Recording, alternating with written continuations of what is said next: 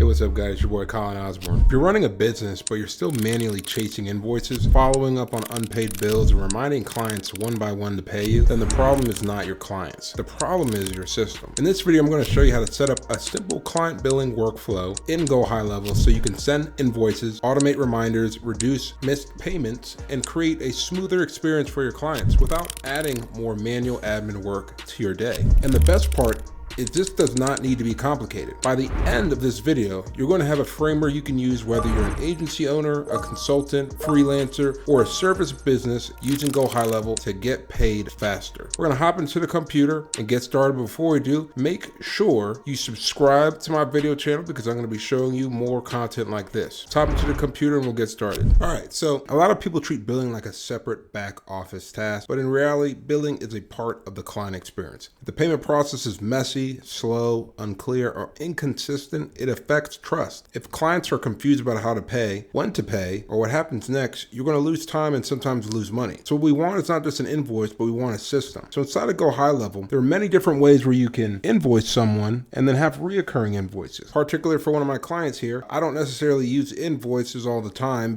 I like to just capture the credit card information utilizing a landing page form, and then we use reoccurring billing, which you can also have built inside of GoHighLevel, and I'll show how that's done as well too. But for the purpose of this video, I'm showcasing just what an invoice system looks like. So throughout the course of the year, depending on some clients, they're going to want to be able to pay in different ways. So you want to be able to, bob and weave like Muhammad Ali, bob and weave. So they were like, we don't do this credit card thing, we do ACH payments. So I was like, all right, that's fine. We send invoice. It was easy peasy. I was able to set up an invoice. You can have it a new invoice or a reoccurring invoice. And then what the invoice actually looks like is, when you set up your sub account, we'll customize this so it looks beautiful and everything like this. So then go on, click pay, it automatically syncs. My payment processor is Stripe. Now some people are like, well, I don't like Stripe, whatever the case is, blah, blah, blah, blah, blah. I have no problem with Stripe so far. I have zero problem. I'm not really doing any sketchy businesses or anything like that. And I make sure to validate all of my clients. I know all of my clients as well too. So I like Stripe. I also just allocate for a processing fee, which you can have built into the system as well too. Stripe is great. You sign up. Once you sign up, you don't really have to worry about too much of anything else because you just go to integrations. You can then go to the payment integrations and manage there. There's other different providers that you can do: PayPal, Authorize.net, NMI. You can do manual payments as well, Square, and a couple other ones. I use Stripe. It's just a lot easier. So think of that like a system billing map. And the easiest way of being able to,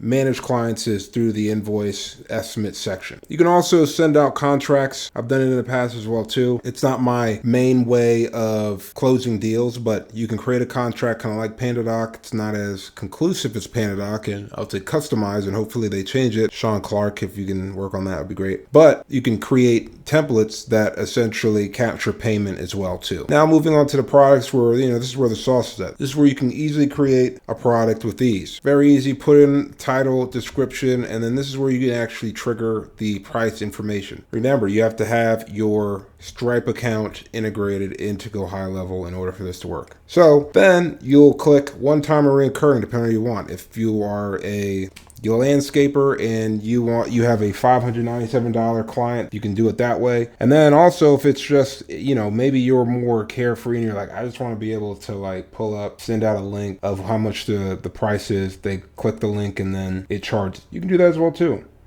In the conversation section, let's just say you're talking to a customer. I'm just going to do this from here. I can go on here and click this.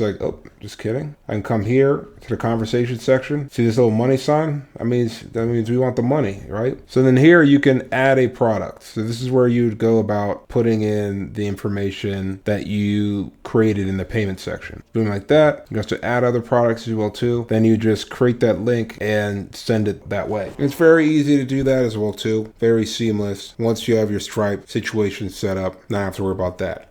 How I go about most of my clients is I send them through a buy funnel. Let me see the most recent one.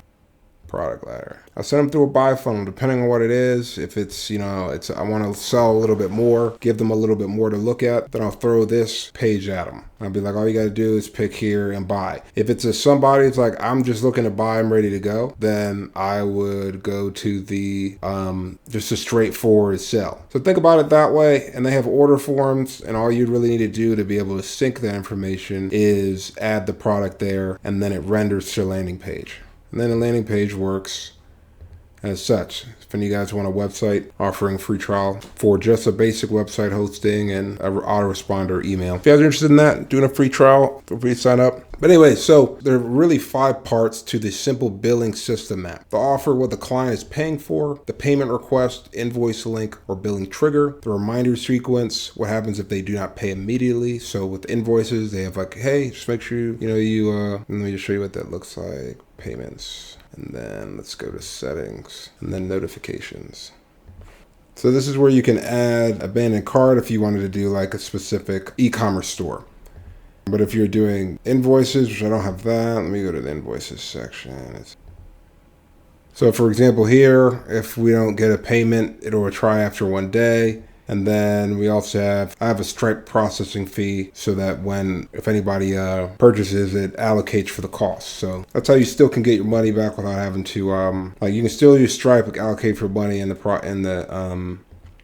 get the full, bit of your money rather than, a company taking it. So yeah, you have the reminder sequence, then the payment confirmation, what happens after they pay. You can do that inside of Stripe as well too, but I like to have a payment sequence myself, just to keep things, mano a mano. And then the next action is just onboarding, fulfillment, and internal actions. This is where like the automation section comes in. And then that's really it. After you have like an email goes out, you provide the service, then you could have a review or reputation sequence. I have it on a lot of my customers' websites where they have this review survey. So what this survey link looks like is here. Call it the infinite review sequence. So if they click 5 or 4, it'll send them to the Google review page. If it's 3 or 2, it's an internal review. And then you can easily capture leads from there. But then we also have it where if we send a review and we don't get a review immediately, then it forces them over a course of 6 months. Well, not forces them, but reminds them to submit a lead. Anyways, when I'm getting off topic, most people overcomplicate this sort of sequence because they jump into a bunch of random tools before they map the flow. So before you build anything in GoHighLevel, ask yourself the question, is this a one-time payment, reoccurring payment? Does the client need an invoice, a payment link, or both? How many reminder messages should go out? What should happen immediately after the payment is completed? Who on your team needs to know the payment came in? If those answers those questions, the first build becomes much easier. All right, so just keep things simple. You can easily have a one-time package, a recurring fee, a consulting package. These are the different things you can do. And it's as easy as setting up a workflow. Your first goal should be creating a billing setup that makes it obvious. Like look at Amazon.com where they have this buy it now button where it just takes your money. And then they have an add it to next delivery button. So you're making it the ease of use of getting the money from your client's wallet into yours is key. But if you're sitting there like, let me get your Zelle and all this stuff like that, it just doesn't work nowadays. Automated payment reminders as well. And that's where GoHighLevel is very powerful. A simple reminder sequence can look like this: initial invoice or payment request, first reminder after the 24 hours, second reminder after 3 days, final reminder before manual outreach. That alone will clean up a lot of missed payments. Your reminders do not need to sound aggressive, they just need to be clear. Some common mistakes to avoid with payments: no clear naming structure. If your products or services are labeled inconsistently, your billing gets messy fast and you want to have some good accounting. Sending payment links with no explanation. Just make sure you're like, hey, look, here's the process, here's a link to get started, boom, done. Not having automated reminders. You're just going to be waiting to get paid. No after payment actions. Once the payment is made, the next step should trigger something automatically. What's the next thing? Are they getting emails? Are they getting some marketing materials? Are they getting something to showcase what you do? Overbuilding the system too early. Make it simple. Find out what you could automate every single day and then slowly add to that so that you build out a beautiful system. That is enough to make your billing process feel significantly more professional. And once that is working, you can improve it over time. But do not wait to build a perfect system before building a useful one. So anyways, make sure you guys hit that like button, subscribe, feel free to comment down below, and we'll see you in the next video. Thank you guys.